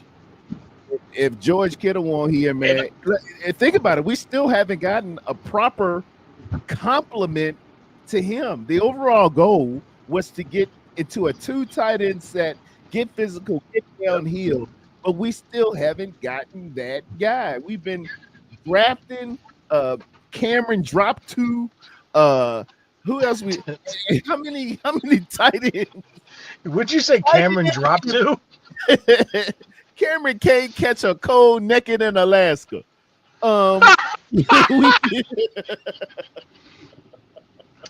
And guys like I'll be real with you, like, I love him, but I don't think Kyle Juszczyk's here next year. Juice is getting his chest blown out like a good Cheech and Chong weed experiment. They all up in Juice chest. Juice gotta go, man. Juice, he using that little Yale degree thing far too much. We'll see you in Cabo, brother. I could take a defensive end. The Chargers, Big Jim Harbaugh took a cat named Matlock. If you believe, which I absolutely love. Great series. Y'all check that out on Prime, Paramount. Matlock, his name, man, he's a defensive end. It says 296, but Tony, he's every bit of a biscuit at 300. I know 300 when I look at it. He put a 44 on him, said, go on out there and blow some holes on there. He did it with Bruce Miller. Yeah, that's what you do. Take a undersized defensive tackle, put him at fullback, and let him be a star. Well, that's the difference in philosophies, right? Yeah. But Harbaugh's got a more powered gap scheme downhill, where this is more of a finesse outside zone, inside zone with a sprinkle of gap scheme in there. But they busting Juice chest up, especially on that toss. I hate the toss, but how many times have you seen little DBs 165 pounds, soaking wet, with a brick in their pocket, in a puddle of pee, come and knock Juice in the backfield, and we take a 2 or 3 yard loss. Man, I need somebody now. I need somebody. Sometimes, Tony, I'm gonna be real, man. I done played this game. Sometimes you just need an MF to scare you. Sometimes dude just looks scary. I'm not going up there messing around with him. He talking about my mama. He's gonna hurt me. The old school. Yeah. Tom Rathman, William Floyd fullback. Come on, man. They used to wear what we call a neck roll, and they ain't had no neck. And you said, man, I ain't going up there. No, I ain't going up there. They Juice out there running around like Ezeel on daggone Friday. Noomdy. Hey, Smokey, it look like you taking a Can't have it, brother. Can't have it. Niners for life laughing at me. Yeah, he busting their chest open like a Cheech and Chong, them long up in smoke jokes, man. Every time I look somebody up in Juice chest, I can't have that. He make one catch a game, maybe. He go in motion. You got to block. You got to scare people. You don't scare people. You don't. They look at you like a target, dude. You a bust down. You a slump buster. You just a chick that they trying to hit. No, can't have it. Can't have it. Get on out of here. Yes, sir. So I expect changes this offseason. I still think Kyle and John are back. I think they're going to be a change of defensive coordinator. There better be a change at special teams. That's I think the roster. Show Lord just said it. He said, "Therado, can we get rid of the special teams coordinator?" I don't know. Snyder must have naked pictures of Kyle with a goat. He would have been fired at week. He said naked pictures with a goat. He would have been out of here week 8 for me. Hey, at that bye, oh, you gone. You gone, brother. You gone. That's how I roll. No, you get ready to embarrass me out here. I can't have you. You're a good friend. You can come over Thanksgiving. We can kick it. Bring the wife, bring the kids. But you not gonna be my special teams coordinator. I am so sorry. You can't be my special teams coordinator, man. No, you gotta go. We've gotten scored on every way you can possibly be scored on, except for a Jimmy G pick 8 on special teams. I can't have it. I can't have it, Tony. I can't have it. You got to go. Yeah. No, you're right. So I expect some changes. I think there's going to be not a rebuild, but a reload or restocking of the roster. Because they're going to have to make a decision whether to pay Brock or not. I think they'd be foolish. Tony, they need to go ahead.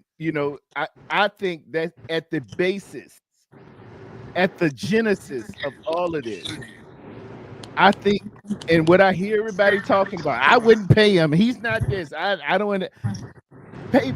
Just franchise Brock Purdy tomorrow, and let the speculation just end. But he's not a free. He's not a free agent. He's not a free agent next year. Whatever you got to do, just get the man his. I think everybody was focused, and you brought it to the show first. You came to my show, I think it was in the preseason or before. You was like, everybody's worried about 2025 and the money that Brock's gonna get. And as soon as you launch those words into the atmosphere, there was this get. Everybody started looking for their money. Everybody, the goal this year was not a unified, let's revenge tour. It wasn't a unified, let's get this ring. It wasn't a unified, let's get this chip. The goal this year was protect your neck because Brock is getting paid in 25. That hit Trent Williams, that hit CMC, that hit Brandon, that hit everybody. Everybody was going. You're getting platforms. You're out here doing what I do. Everybody's launching a show, a Debo show. Brother, if you need help, come see me. We worried about all the wrong stuff, and it's because we was looking at 25, and I said to myself, Tony, man, we got 24 to play. No, they worried about 25, and you were damn sure right. You were damn sure right. Everybody worried about 25. Everybody's talking about that. Other content creators, I wouldn't pay Brock anything like a damn money. You ain't got no money. Well, you know what it is? This is my thing, right? And I get very aggravated when I see this. Oh, he's not worth it. They'd be fools to pay him. Don't pay him this. Don't. With all due respect, who the fuck are you to say don't pay him? Why would you not? My thing is this. You let, first of all, hold on. First of all, they don't even have to pay him $1. He's still under contract. That's number one. Number two, okay? The 49ers are known to be one of the most creative teams when it comes to structuring of contracts. Okay? Do you honestly think if there's any doubt in Brock Purdy that they would sign him to a deal that would cripple their future? Do you? Talk to me. No, I'm being serious. I'm asking you a question. It's no way in the world they would do it. Okay. It's no way. They haven't done it. They wouldn't do it. So They're let's not say they go option B. Let's say they go option B, right? You saw what the Brandon Ayuk situation turned into. And I'm not saying Brock Purdy will turn into a distraction as far as behaving and acting. What I'm saying is, let's say you don't want to extend him because you don't have confidence in him. And his agent goes, well, he's not going to the field. What do you do? Who's playing quarterback? So you're going to sit there and say, listen, Trent, we feel we're not 100% sure on Brock. We don't know if we want to pay him, so he's holding out. We're going to go with X or Y as the quarterback of his team. 36-year-old Trent Williams, who's trying to win a Super Bowl. This is what you want to set and instill into that locker room? That's the message you want to send? Think about it. The best drafted quarterback since 2020. Line them up, shut them down. Since 2020, there has not been a better, more successful, more accurate quarterback. You can line every single one of them up, and Brock will send them away. Brock done sent more quarterbacks away from San Francisco than Southwest Airlines. You bring them, he gonna send them home. Sudfield, gone. Jimmy G, gone. Trey Lance, gone. All of them, go. My man here. Get used to it. Larry, don't leave yet, huh? That's the problem, right? Okay. He's not perfect. He's not a perfect quarterback, but he's good at what he does for this offense. And if Kyle Shanahan is going to be a part of his team, going into the future of the 49ers, you better have Purdy here to roll you.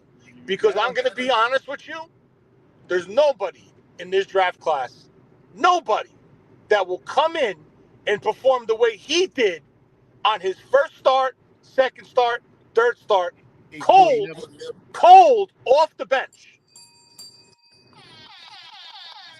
It don't exist. It don't exist. I'll tell you right now. And you want to know what? It don't exist. Brock Purdy in the history of the NFL draft is the biggest and most successful return on investment out of any draft in the NFL draft history to where he was drafted. He was the last pick in the draft. That cannot be broken. That's a record that cannot be broken. I am telling you, You can't take that from him. You can't. You can't do it. You can't do it. The man done earned. If you giving Dak Prescott, who he done beat head to head, 60 million, do you know how much you owe Brock already? With 3 wins, 3. Let me show the pinky ring. 3 wins head to head. 2 of them You know, in the playoffs. you know, It you don't just exist. said something, and you just said something, okay, and it proves something even more. Brock Purdy has sent Dak Prescott home twice in the playoffs. Am I correct? Go home. Yes, sir. Okay. And Brock Purdy and Dak Prescott get paid $60 million a year, correct? Talk to me. So why isn't Brock Purdy entitled to get paid that type of money when Dak Prescott has never appeared in the Super Bowl and Brock Purdy has, but just went up against a juggernaut? Even though they were in that game, we know the situation, but went against the hell of a team. He rocked. Why is it an issue for Brock Purdy to get paid? Because he's not the big glamorous strong arm quarterback that's setting NFL records. Oh, he ain't got the big arm. He needs a big arm. He need to, that stuff's a little feminine to y'all. I'm just saying. I just don't understand if Dak Prescott could get paid $60 million. Why can't Brock Purdy? I'm not saying, I gotta be honest with you, I don't even think Brock Purdy's gonna ask for $60 million. I think he's gonna ask for a fair payday, a fair market value deal. All right. I don't think he's gonna go for the jugular. I don't think he's that type of person. Because you gotta remember something, Terradome. He's making $975,000 this year. Come on, man. You offer that man $25 million a year, he hit the lottery. Man, I'm not saying that's what he's gonna want. Yeah, you done increased that thing 25 times. It's only one guy in the world you could go to who's giving you $60 million assets, and you can say, hey, I can 25 times your pay tomorrow. Will you take it? It ain't no Brock Purdy. And he's so cool with it, man. Tony, you know what it is, Tony? Every obstacle and every challenge you have set before this young man, he has knocked down like it ain't no tomorrow, with the exception of a Super Bowl. And you little spoiled brats who weren't here in 81, who weren't here in 84, who weren't here in 88, who weren't here in 99, in 89. You all acting like, well, if he don't give me a Super Bowl, he can't get the money. He can't get that money. Shut up. Gotta run inside. Go ahead, my brother. All right, I'll talk to you. All right, man. I'm out here messing around with Tony, man. You got me all spun up, man. Brock's my dude. He is. And don't listen to these. I know they got the viewership and the 20,000+ subscribers or whatever, man. But hey, let me tell y'all something where wise pastor told me. Everything that's swollen isn't good. Remember, infections swell. Just saying. You might want that lean and mean. I'm just saying. And speaking of which, man, like and subscribe to the Terradome. I'm gonna give it to you rough, rugged, and raw. I'm gonna give it to you just the way I see it, just with my experience, my expertise, my knowledge, and my know-how. And I'm telling y'all to a man. Don't think in terms of history began with Jimmy G here. And let me say this real quick. And I think I done said it before. I might be saying it again. Jimmy G came here after he rode the bench for 2 or 3 years under the greatest quarterback that ever did it. He wasn't a rookie. He wasn't. Jimmy G was not a rookie coming here. He had Jimmy G already had diamonds on his finger. He took the champagne ride with the New England organization and won Tom Brady. He came as a backup, third, fourth year. And then he had his first year. Then he got hurt. Then he had his third year coming in, and he finally made it. And all y'all doing is judging this kid on him coming in cold on a day against the Miami Dolphins in December 2022. I remember it very, very distinctly and vividly. And he ain't did nothing but knock down what you asked him to do. I need you to read it quick. Got you. I need you to be accurate. Got you. I need you to get out of trouble every now and again. Got you. I need you to be cool. Got you. I need you to go up against in the playoffs. You got to put up 41. Got you. I need you to win a slogger knocker with our chief rival for the last 50 years, the Dallas Cowboys. Got you. I need you to go to Super Bowl and match up against this generation's greatest quarterback. Take them head to head. Don't turn it over.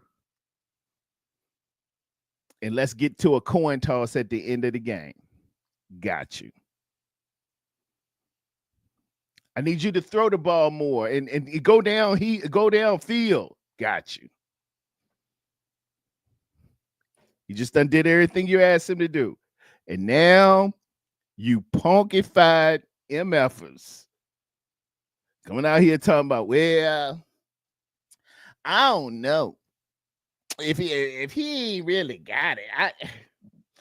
I might not pay him. I wouldn't pay them money. It wouldn't be me. I don't know. You know, other teams, they just get sorry when you pay a quarterback. Yeah. Hey, the great Fife, Tribe Called Quest. He said, what he said, he says, dang, what Fife say?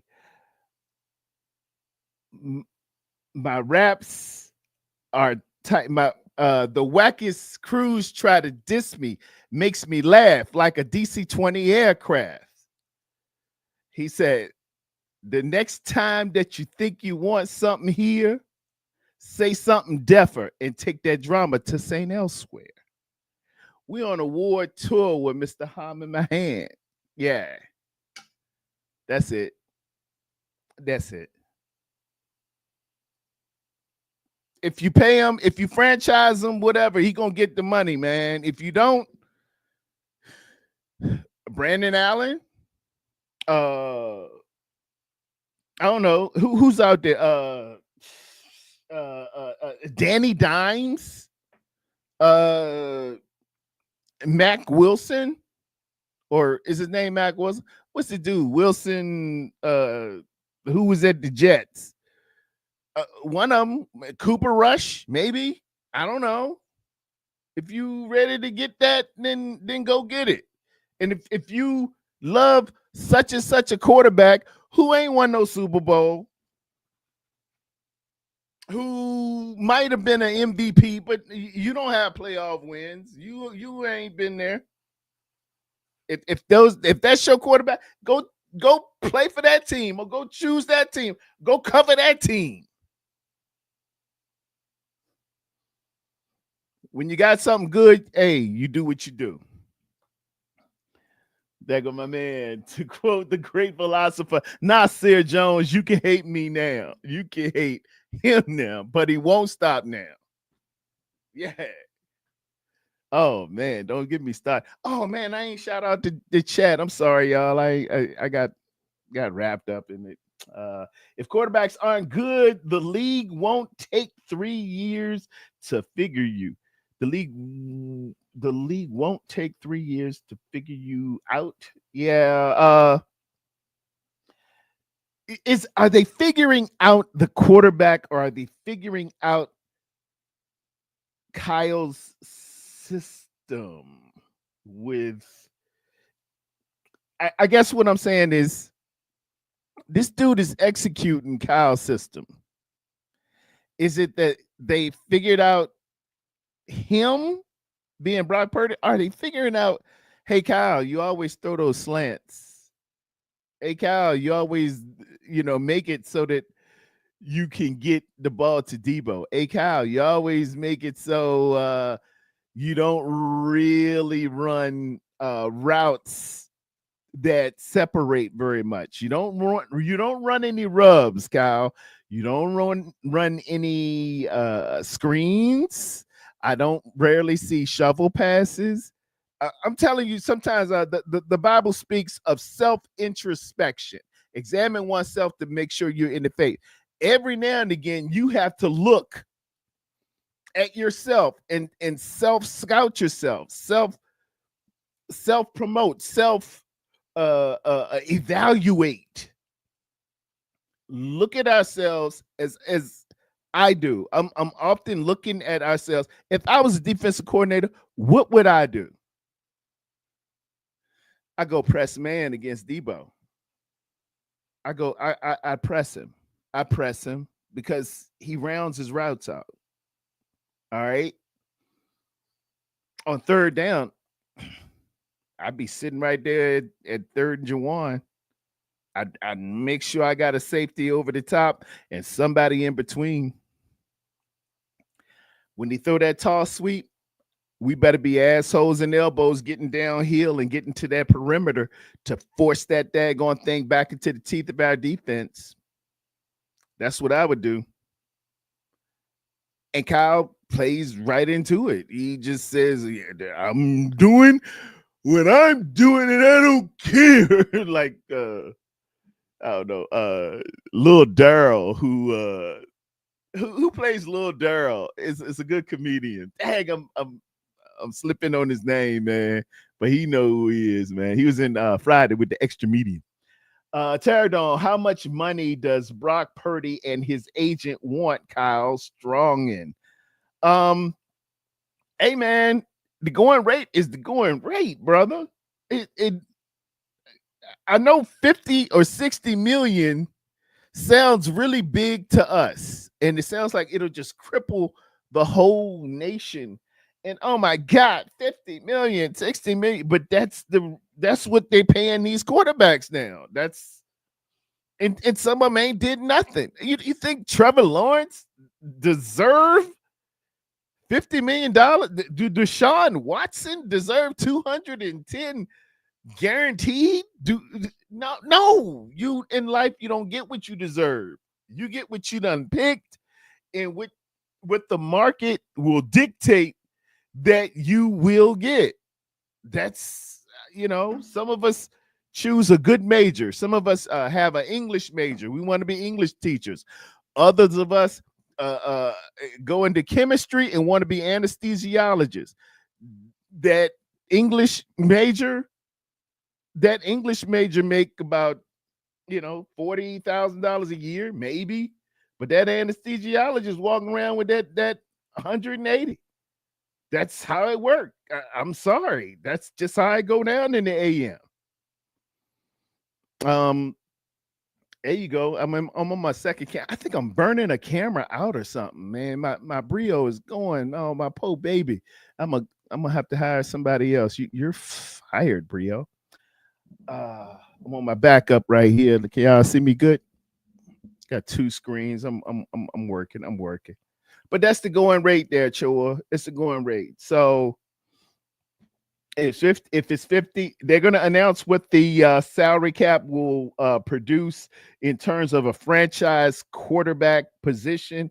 Last year, it was around 21 million. This year, I anticipated raising 9 million. It'll be 30. It probably will be 30 million if you franchise him. You franchise him, great. He's fully guaranteed for the 30 million. If you don't, go to him early and get it done. If you wait, you're going to be in the Kirk Cousins situation. Kirk Cousins took them bites of the apple, and Kirk Cousins got paid. He took two franchises or one franchise. You got to talk to your Washington folks. I know he took at least one franchise, parlayed that into the big contract up in Minnesota. Kirk Cousins, man, when you see Kirk Cousins with that bling bling on, it's because he gambled on himself. He took the franchise and then he the franchise tag as a quarterback last year was 21.1. It usually goes up. It usually goes up. And I'm thinking with the Peacock, with the TV revenue, getting on Netflix with receiver and quarterback, HBO, you got to be thinking about this stuff. Big business, see it in macro, not just micro, but macro. Ticket prices going up. Everything else, these boys is going to be looking at a 300 salary cap, and those agents know that too. Those agents know the salary cap's gonna be 30 or $300 million next year, north of $300 million. And for a starting quarterback, you need to make at least 10% of that, if not 15, some 20. That's how I go. That it's simply the quarterback position makes. If it were me personally, I think myself, if I could wave my magic Terradome wand, quarterbacks need to be separate and have their own salary cap to themselves, like coaches. You don't include the coach's salary, which Kyle makes 14 mil a year, ain't won a Super Bowl, but he's up there with the guys who did. But put the quarterback separate from the rest of the 52-man roster, because it's getting ridiculous and out of shape and out of fair. And the reason why it was going steady until the what's that family with the Cleveland Browns? The Cleveland Browns went fully guaranteed to Deshaun. And Deshaun, as much as I was crazy about this kid and love this kid, Deshaun did not deserve fully guaranteed money. And that's why the league is mad at those who owns the Cleveland Browns? I don't forgot their name. Y'all help me out in there in the chat. Dang, what's their names? Look for the owners of the Cleveland Brown in Google. Hit me back. And that's who drove it up. That's who drove it up. So now collective bargaining and your union looks at what you're giving a quarterback these days. And they've got to stay commiserate with what is the going rate. They have to stay like that. The agent has to stay like that. You can't go back. You can't go back. You can't go back. Years ago, little history lesson for you, real quick. Years ago, Alex Rodriguez was playing for the Seattle Mariners, and there was a bidding war for Alex Rodriguez. He was a free agent. Alex wanted to go and play for the Boston Red Sox. All right, and they offered him gobs of money, but it was short of what he was supposed to get, right? It was short of what he was supposed to get. Alex said, it's fine. I'll take the pay cut. I just want to go to Boston and play with the Red Sox, because he liked it's a cat named Pedro. Big Papi was there, Ramirez, and there was somebody else there. Pedro, Big Papi, Ramirez, Omar Garcia Pera. He was there too. He said, I just want to be down with them, you know. But the Major League Players Association said, oh, hell to the no. They have to pay you the top dollar. You can't go there. Alex Rodriguez said, it's fine with me. I got more money than you can imagine in your wildest dreams. He was like Morris Day and the Time, but he said, no, this ain't for you. This is for that guy who don't make but $10 million or $5 million or $875,000. You have to stay commiserate with what you're supposed to get for your position, for your money. And it has to keep increasing, because when you start giving away, billionaires will lean on you to give away the next guy and the next guy and the next guy. If you giving away, they'll give away, and you'll mess this whole thing up. He said, and Alex Rodriguez said, well, I can't come. George Steinbrenner said, no problem. I will pay what you're supposed to pay. And as y'all know, history remains the same. Alex Rodriguez went to New York. He didn't go to Boston. That's why you pay commiserate to the position, commiserate to the free agent, commiserate to what's supposed to happen with salaries.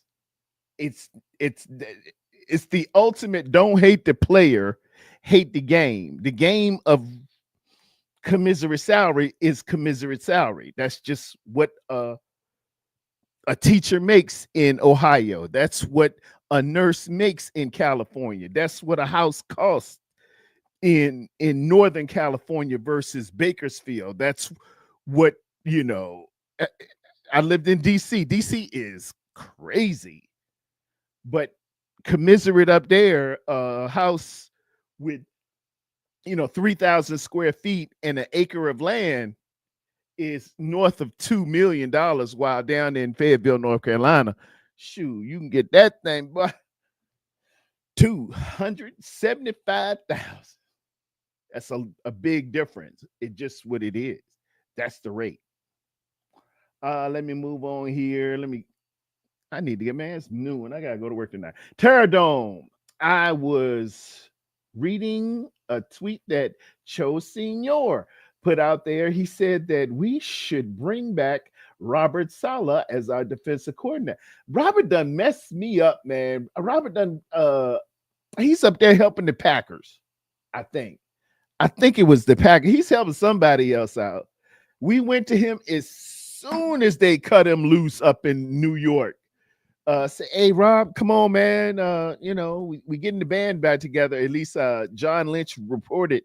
He called him, talked to him. He was more of a friend checking on a friend than he was poaching, But Robert said, "No, I'm just gonna chill for the whole year. I'll reevaluate, spend time with my family, and we'll see." But then we find out he's, giving secrets to Green Bay or somebody else. So, hey, man, if Robert come back, great. If not, hey, I ain't forgot about you. We'll get you. What up, Callie? Papa J. So Papa J in the building. Shout out to my dude, Papa J. Papa J confirms. Yep, Robert Saleh is currently an advisor at Green Bay. That's what I'm talking about. Rob, we needed you down here. I'm out here messing with Beetle Gin and Juice. Sorensen, he can't get the right personnel on the field. We tackling like sissies, marshmallows out there, man. Daggone what's his name? Jacobs made us look like he Jim Brown or somebody. That was embarrassing, y'all. That was just embarrassing. Shout out, let me clean myself up a little bit. Shout out to Mom in the building. Love you, Sunshine. I love you too. Mama Margaret Terror, ladies and gentlemen. Miss Margaret to most of them. The little kids. Salah's best friends with LaFleur. LaFleur is best friends with somebody because he was running our own plays better than we run our own plays. That thing kind of hurt me, man. That was like, it's like I explained it earlier when you got a pistol and somebody take your pistol, throw 3 plates in the air, shoot the 3 plates, twirl it and put it back in your holster. That's what it was looking like. They were running, and you know, I'm saying it tongue in cheek, but shout out to LaFleur and his offensive coordinator. His name is Adam Stenovich. Adam Stenovich. They've done a masterful job up there, man, bringing in the talent, utilizing it, trying to develop the young man to Jordan Love. I saw in him how he's able to look off in at the last minute, some Brock Purdiness in there. He's looking off. I can see him doing stuff. He's growing with his accuracy. He still gets a little loose with the ball. We missed 2 opportunities for interceptions. I can remember Jaylen Brown missing 1 and somebody else missed another. But we had 2 opportunities, and usually he does give one up. But that offense, man, they're running real. It's the Shanahan spread stretch offense, but they're nuancing it a little bit by putting both backs in the backfield. That of number 30, I think 31, 30, and number 8, Jacobs, and really, you know, you having pulls, traps, some misdirections, some false pull. And did y'all see the tight end screen at the beginning? That's what the hell how you gonna have the best tight end in the building and you letting them out tight end you? You know what I mean? It just hurts you when other people outdo you with what you do. That bothered me, y'all. That man, that got up under my skin. Jeff Ulbrich will be a major candidate to be our DC.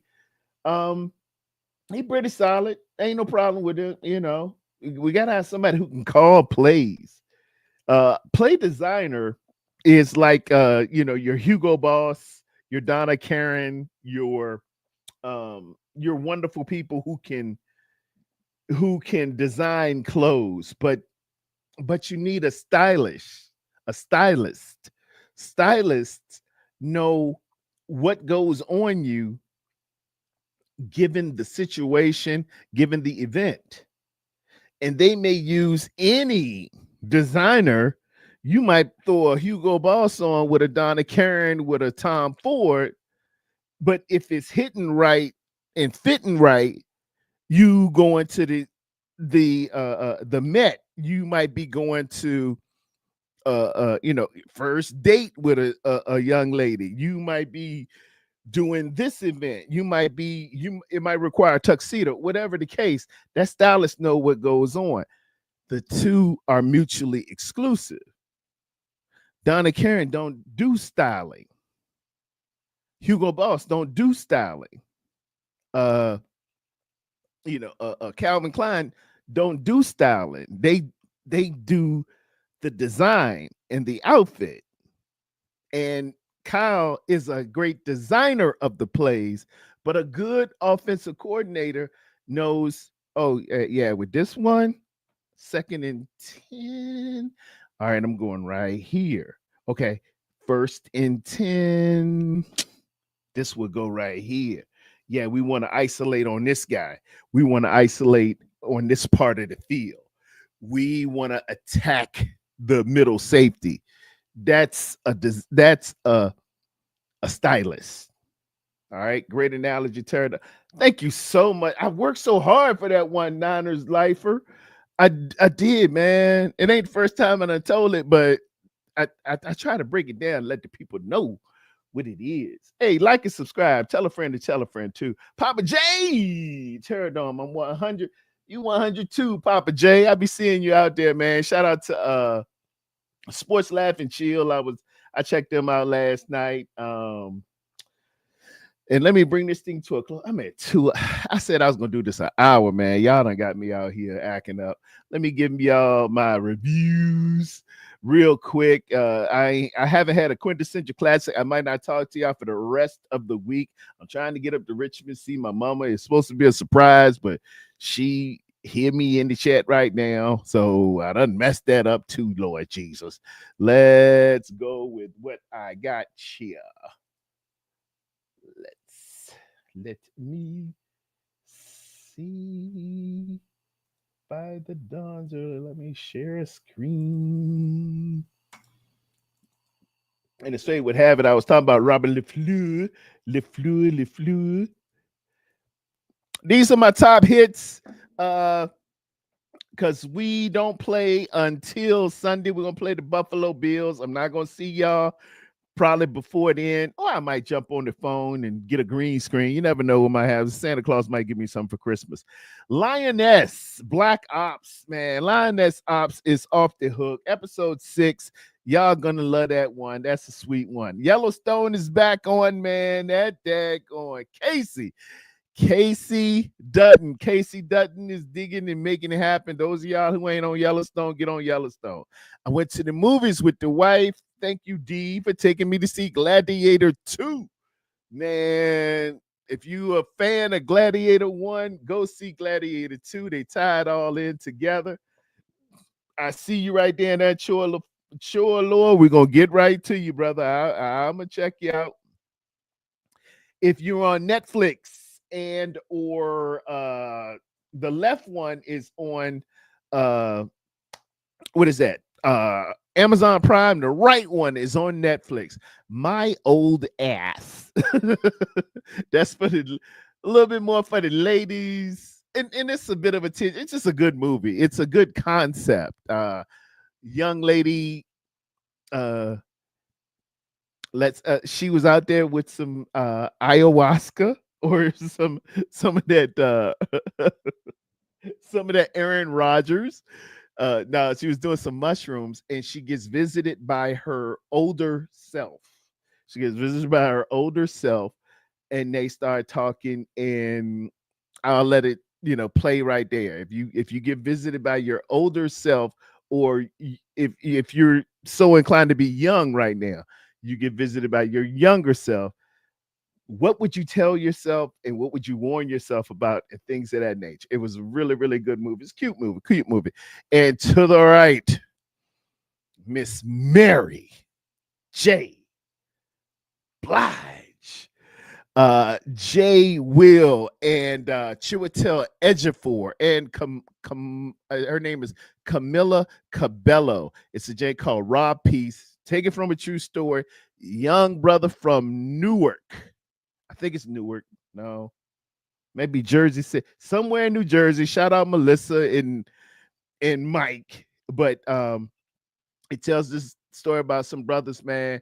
He eventually goes to Yale, and his dad is committed a murder, and he works himself out, and it's really good. That one is on Netflix. The future is worth fighting for, it says in the caption. Really, really good. Written and directed by Chiwetel Ejiofor. Y'all might remember Chiwetel Ejiofor. He was the villain in Four Brothers. Remember, he came out with that fur coat, and he had to beat Mark Wahlberg. He put something on Mark Wahlberg, but Mark Wahlberg put something back on him too. I love Chiwetel Ejiofor, man. He was also in Amistad. He was a translator in Amistad. So y'all get a chance, y'all check those out. That's my quintessential classic moment. Shout out Kylie Young. How was it? Gladiator was dope. All the stuff that I'm recommending, y'all, dope down the line. If y'all ain't on Yellowstone, get on Yellowstone. If you're on Prime, check out My Old Ass. If you're on Netflix, Rob Peace. Enjoy yourselves for this holiday season. Sometimes you're getting together with family and everybody after y'all done ate that tryptophan, watch the game and stuff like that. You need a nice program that everybody can sit down and watch. None of this is too out the way or nothing like that. Kids can you better not for My Old Ass. That one, you and your lady need to be with each other, or your lady and your man, whatever y'all do. That one a little grown, but the rest of them are real, real cool. Chore Lord, next Monday is my birthday. Can I get a shout out? I will be 29 Yeah, man, 29 is so dope. Hey, sure, you gotta do it right, man. That last one before 30, man, you gotta do right. You gotta act up. Thank you so much, Ellison Burley. I forgot the piano lesson is on Netflix too. Y'all check out the piano lesson on Netflix too. That is written original screenplay. My main man, August Wilson, who wrote Fences, who wrote the Jetney, Ma Rainey's juke joint. I think it is Ma Rainey's. Excellent Denzel Washington's son in it. It is really, really good, man. It is off the chain. Got who else is in there? It's Danny Glover, not Danny Glover. Ellison, who else in there real quick? Because I ain't got it in front of me. It's got some wonderful actors in there. What's her name? Darla Detweiler, who used to play on The Have and the Have Nots. She played on Emmett Till's mother. It's real good, man. Any August Wilson production. Denzel Washington actually did the production on this as well. It's really, really good. Thank you, Ellison, for reminding me about the piano lessons. He got check out new Joe Coy. Joe Coy is funny. Joe Coy is very funny. He's very funny, man. I love Joe Coy. He's good. John David Washington. Yeah, that's Denzel's son, man. He's bad. He's bad. He's chip off the old block. Hey, he can do it. He can do it. He can carry it, man. I think that's all I got. I got 12, 11. I'm 11 minutes over, man. I want to thank everybody for coming in. Thank you for commiserating with me. Shout out to my main man, Tony. Happy birthday in advance to Choa Lore. Ellison told me about John David. Hey, thank y'all so much for hanging out with the Terror Dome. I love each and every one of you, man. And be careful and be thankful. This Thanksgiving, remember the reason for the season. Give thanks and honor to the Lord. Give thanks y'all still here. Some didn't make it to this year, chasing a lucky pot of gold, but didn't get to the rainbow. That's a little Mary J. Blige for you. But amen. Remember, everybody, we walk by faith and not by sight.